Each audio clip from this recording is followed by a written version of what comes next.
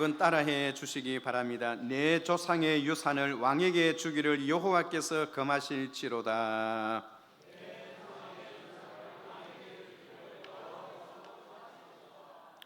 주의 궁정에서의 한 날이 다른 곳에서의 첫날보다 나은즉 악인의 장막에 사는 것보다 내 하나님의 성전 문지기로 있는 것이 좋사오니. 시작.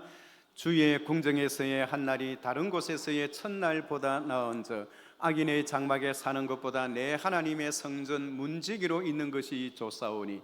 여호와 하나님은 해요 방패이시라. 여호와께서 은혜와 영화를 베푸시며 정직하게 행하는 자에게 좋은 것을 아끼지 아니하실 것임이니이다. 만군의 여호와여, 주께 의지하는 자는 복이 있나이다. 아멘. 야, 여러분 시편 84편은 암송하고 또 암송해도 더 하고 싶어요. 손을 번쩍 들고 주의 궁정에서의 한 날이 다른 곳에서의 첫날보다 나은 자. 우리 남부산 교회에서 하루에 1시간의 예배를 드리는 그 시간이 프랑스 파리의 베르사유 궁전에서 첫날을 보내는 그것보다 하나님의 성전에서 1시간 들여서 예배하는 그 시간이 내 인생에 더 가치와 의미가 있더라는 그러한 고백의 내용입니다. 이번 성경 암송 구절 중요한 포인트입니다. 암송 잘하고 있습니까? 아멘. 이번에 암송되어야 하는 이 암송 구절은 특별히 내 생애에 죽을 때까지 이 말씀 붙들고 간다, 그렇게 생각하시기 바랍니다. 우리 한번 더 해볼까요? 주의 궁정에서 시작. 주의 궁정에서의 한 날이 다른 곳에서의 첫날보다 나은즉 악인의 장막에 사는 것보다 내 하나님의 성전 문지기로 있는 것이 좋사오니. 여호와 하나님은 해요 방패이시라. 여호와께서 은혜와 영화를 베푸시며 정직하게 행하는 자에게 좋은 것을 아끼지 아니하실 것임이니이다. 만군의 여호와여, 주께 의지하는 자는 복이 있나이다. 아멘. 성경 암송할 때마다 갑자기 겸손해지시는 분들이 많아요. 평소에 겸손해지시고 암송할 때는 겸손하지 않아도 좋습니다. 크게 하면 하나님이 더 기뻐하십니다. 특히 오늘 우리가 열왕기상 21장을 읽었습니다만 열왕기상 21장은 북쪽 이스라엘 왕 제7대 왕이에요.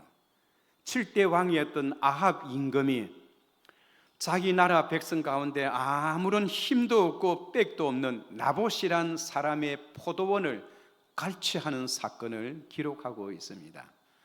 이것은 왕 혼자뿐만 아니라 왕비와 그 나라의 대신들도 방백들도 공무원들도 함께 마음을 같이 해서 한 백성의 재산을 갈취하고 그 나봇이라는 그 사람을 돌로 쳐 죽이는 그런 사건이 본문에 기록되어 있어요.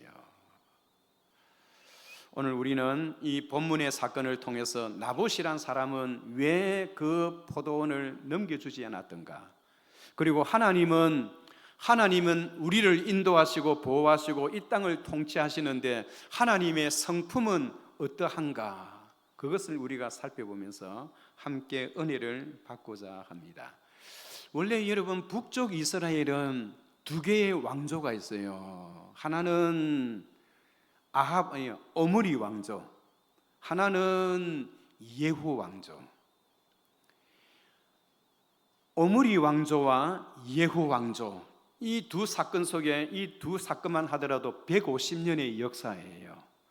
오므리 왕조 50년, 예후 왕조 100년, 150년의 역사를 이끌어가면서 가장 타락하고 부패하고 악한 왕이 있다면 오늘 본문에 기록되어 있는 이 오므리의 아들 아합이 가장 악한 왕으로 그렇게 기록되고 있는 것입니다.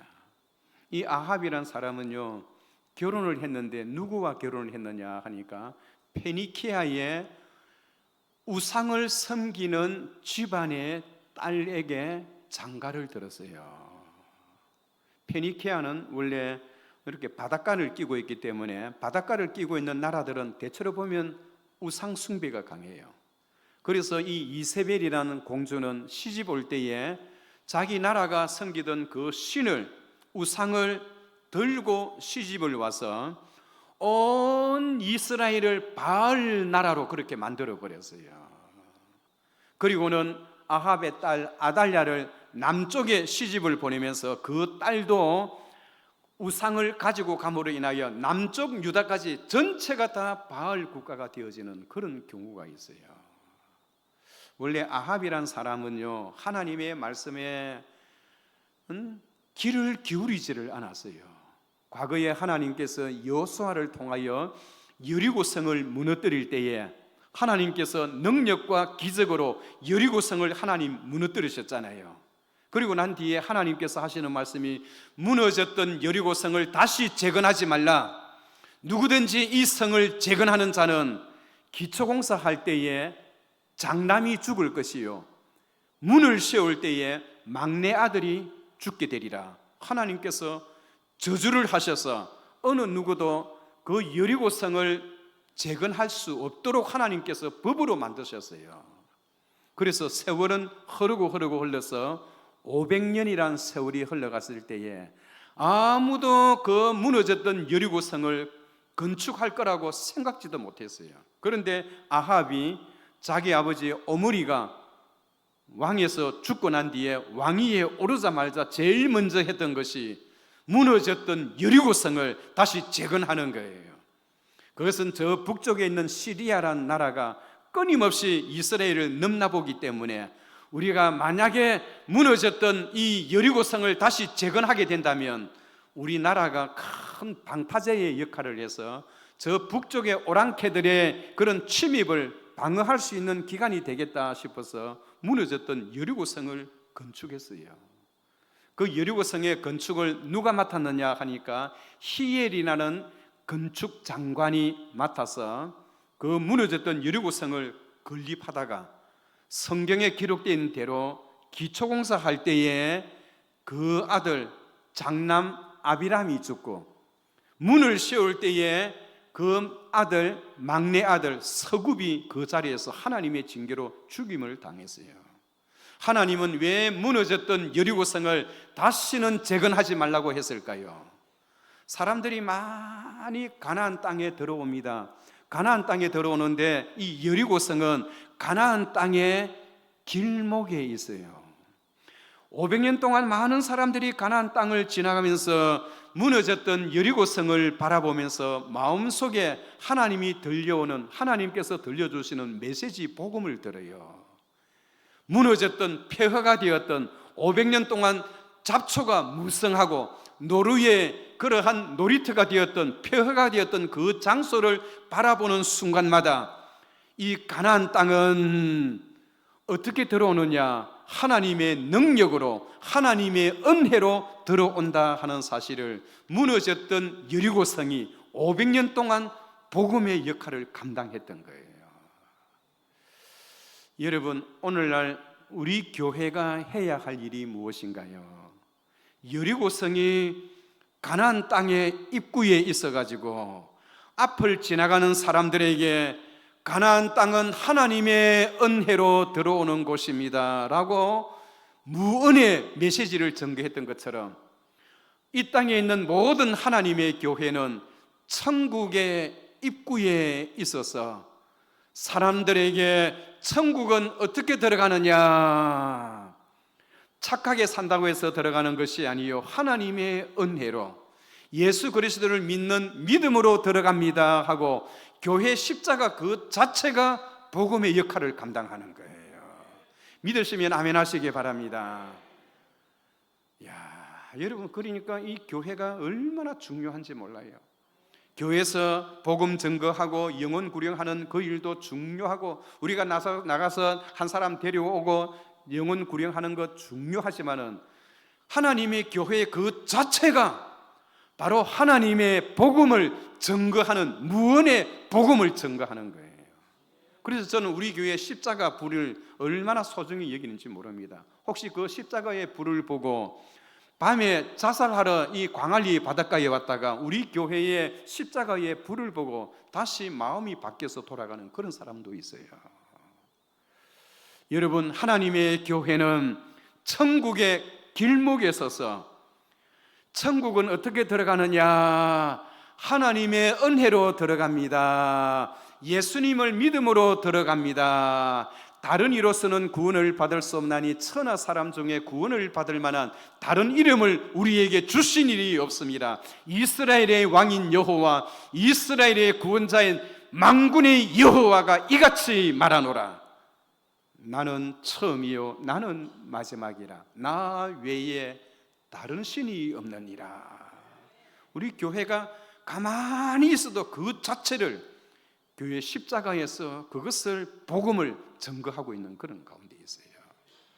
오늘 아합은 하나님의 행하시는 그 일을 무시하고, 그리고 결국은 그 성을, 여리고 성을 재건하다가 하나님의 뜻에 위반되어서 하나님으로부터 엄청난 책임감을 받게 하게 하고 또 책망을 받게 하고, 그럼에도 불구하고 하나님께서는 그에게 은혜를 베풀어 주었어요. 어떤 은혜를 베풀어 주었느냐 하니까, 시리아란 나라가 있는데요, 그 당시에는 아람 나라입니다. 지금 여러분, 시리아는 수니파일까요? 아니면 시아파일까요?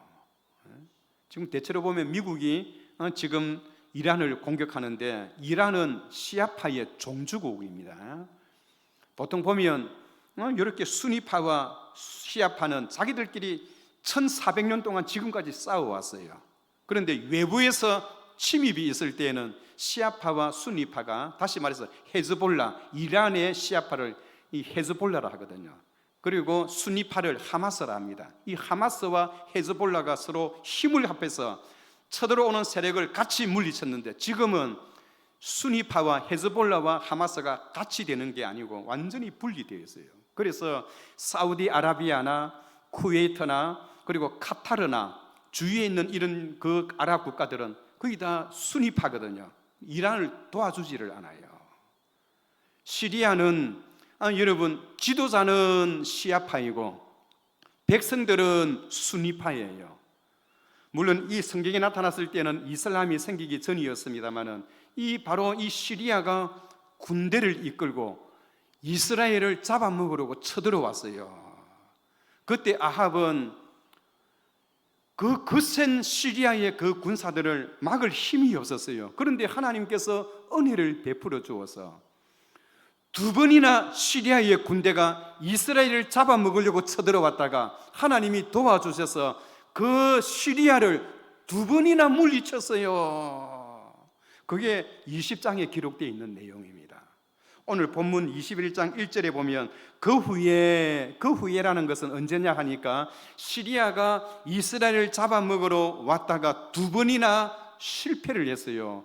두 번이나 적들을 물리치고 난 이후에라는 그런 내용입니다. 그러니까 이 아합은, 여러분, 전쟁터에서는 어떠한가요? 남을, 상대를 죽이지 아니하면 자기가 죽어요. 그래서 거센 북방의 그 오랑캐 민족들이 이스라엘을 쳐들어왔을 때 하나님의 도움을 입었던 아합은 두 번이나 그들을 쳐고 승리를 거두다 보니까 이 아합 왕에게 자신감이 생기는 거예요. 자신감이 생기니까 이제는 누구든지 쳐들어와도 우리가 막을 수 있겠다는 그런 자신감, 그것이 바로 아합 왕으로 하여금 망하게 하는 그러한 이유 중에 하나가 여기에 있는 것입니다. 전쟁에서 승리했다면 이것이 하나님의 은혜입니다 하고 하나님께 감사해야 하는데요, 감사는커녕 오히려 사람이 교만하고 마음이 더 완악해서 내가 적들을 두 번이나 물리쳤다라는 그러한 패기를 가지고 이스라엘이라는 지역에 새로운 왕궁을 지었어요. 여러분, 그 왕궁을 지을 때 전쟁으로 인하여, 전쟁은 승리했다 하더라도 피해자가 생기기 마련입니다. 그래서 밑에 있는 신하들이 전쟁에서 이겼다 하더라도 우리나라도 많은 전쟁에 피해가 있으니까 너무 돈을 사치하고 방종하는 것은 맞지 않사옵니다, 폐하 하면서 임금에게 그렇게 권유했겠지요.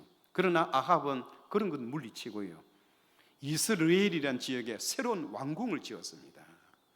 지난번에 우리가 구역장 수련회 할 때 충청남도 청남대에 갔어요. 난 청남대에 간다 하기에 청남대학교인 줄 알았어요.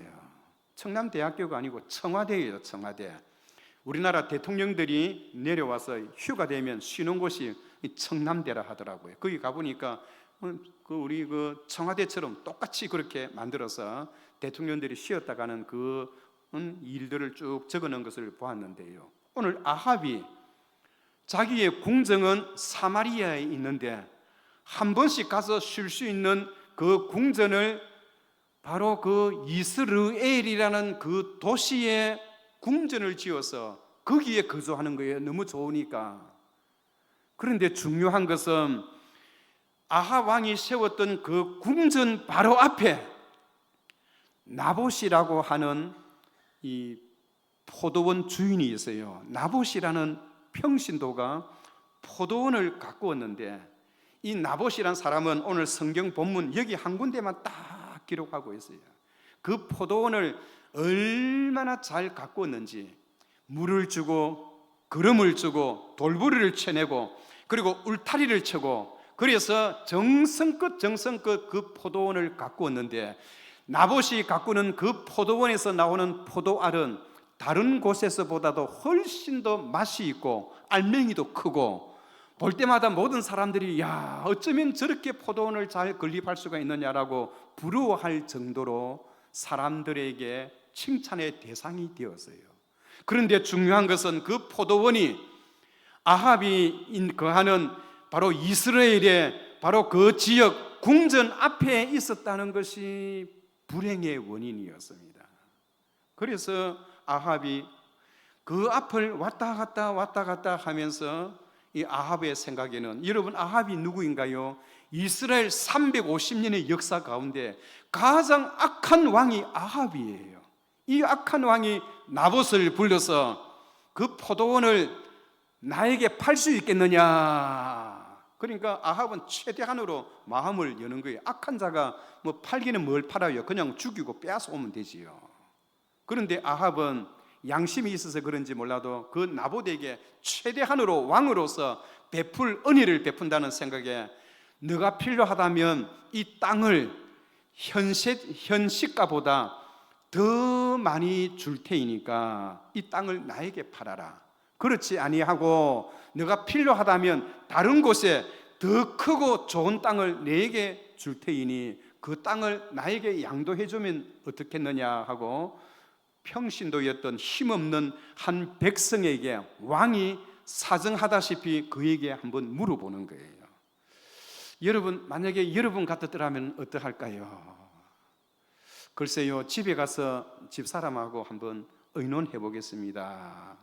그것도 대통령도 아니고 왕이 절대 왕권 속에 그것도 가장 악한 왕이 한마디 부탁을 하는데 그 부탁을 들어주지 않을 사람이 어디 있을까요? 그런데 나봇은 집에 가서 한번 생각해 볼게요. 그것도 아닙니다. 그 말이 떨어지자마자 한마디로 NO! 안 됩니다 라고 이야기를 했던 거예요.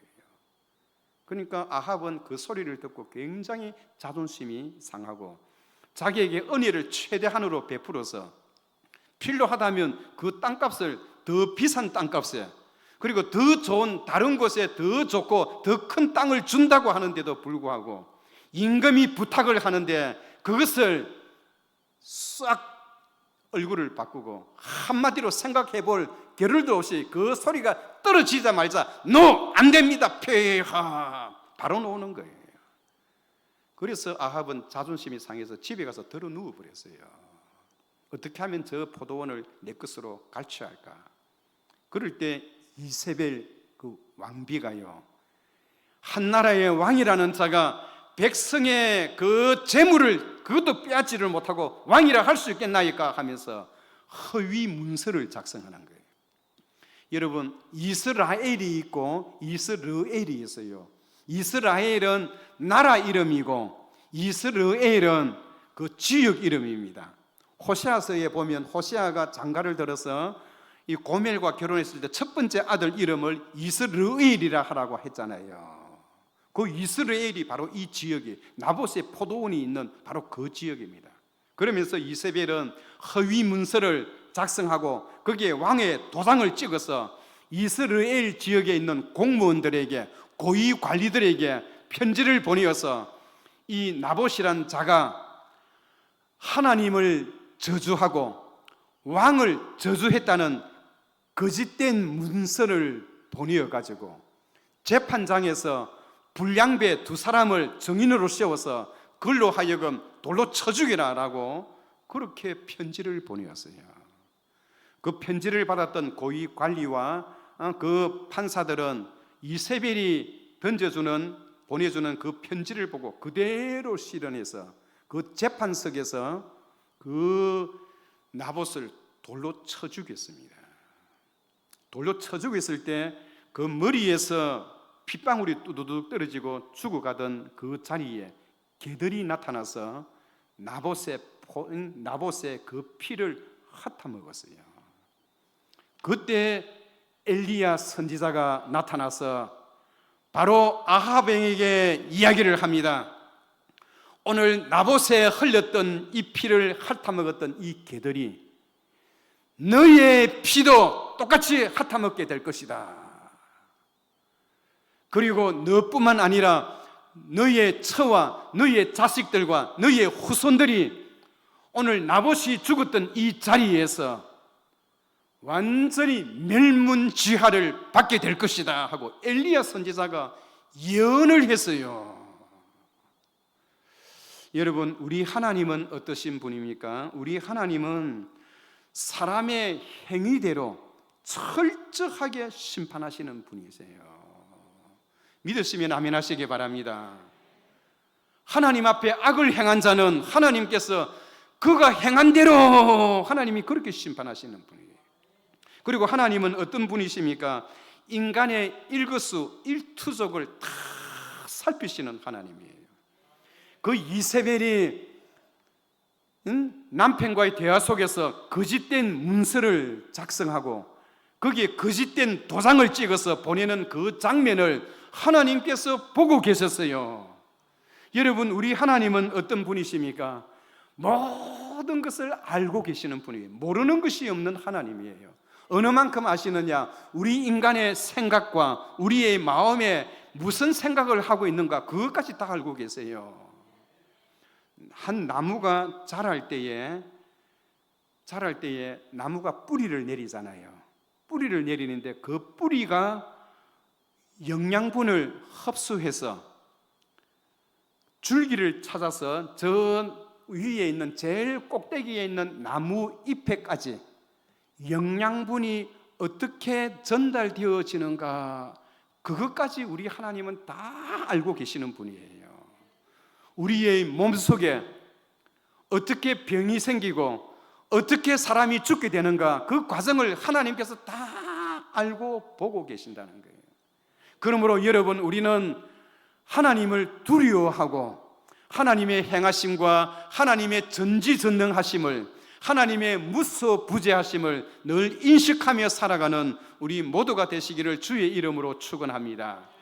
엘리야 선지자가 나타나서 그 아합에게 오늘 나봇에 흘렸던 피를 핥아먹었던 이 개들이 너희의 피도 핥아먹게 될 것이요, 너희의 처와 너희의 자손들과 너희의 후손들이 오늘 이 이스라엘이라는 이 지역에서 똑같이 멸문지하를 받게 될 것이다 하고 선언을 하였더니 아합이 어떻게 했나요?